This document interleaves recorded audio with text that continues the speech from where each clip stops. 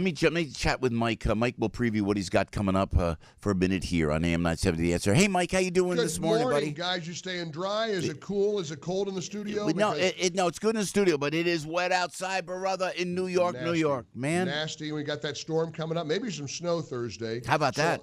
How about that? And in the spirit, I've already gotten all the Christmas decorations out. Am I goofy or what? No, you have not. I've gone real early. I'm in the Christmas spirit early, guys. I want to put a shout out to our friends in California, and I know you've been talking about it so much. Yeah. And we're going to get an early jump on our Salvation Army Red Kettle campaign because the Salvation Army has its boots on the ground in California helping these devastated victims of this fire. So if you want to get an early jump on the holiday giving season and you want to help the Salvation Army help the wildfire victims, please go to MikeOnline.com and click the Salvation Army banner at the top of my page because we want to get started early, guys. Oh, God bless you for that, Mike. I always appreciate you helping us with our campaigns. Well, it's funny. We're in New York. People don't think about the fires. They kind of go, well, the fire. But my goodness gracious, Jen Horn kind enough to jump on the air with us this morning, from our sister station out there on AM 870, The Answer. My goodness gracious, Mike, it's devastating like never before, huh? Frank, it's like Pompeii. I mean, there are people that are getting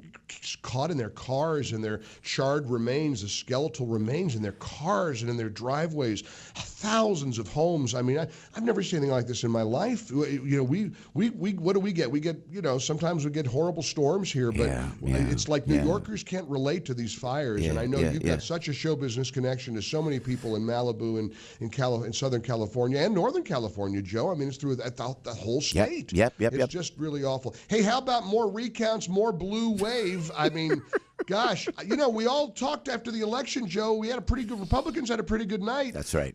Not until they started recounting.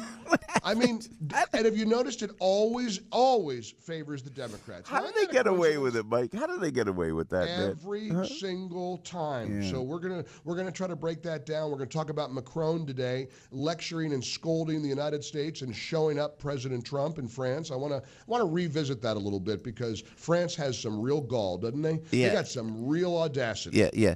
Macron. What's interesting? I'm gonna let you go, Mike. Is that what was with this cemetery? He did the World War I cemetery. He didn't go. CNN. They made a whole documentary on why. They did the whole thing. 5-part series, why he didn't go. How about it's that the Marine One can only fly in certain conditions, and they hadn't vetted the 50-mile ride for security purposes. Let's heaven forbid we try to keep the president safe over in a hostile country like France. They had the graphic, the route. They had the map. I mean, he could have.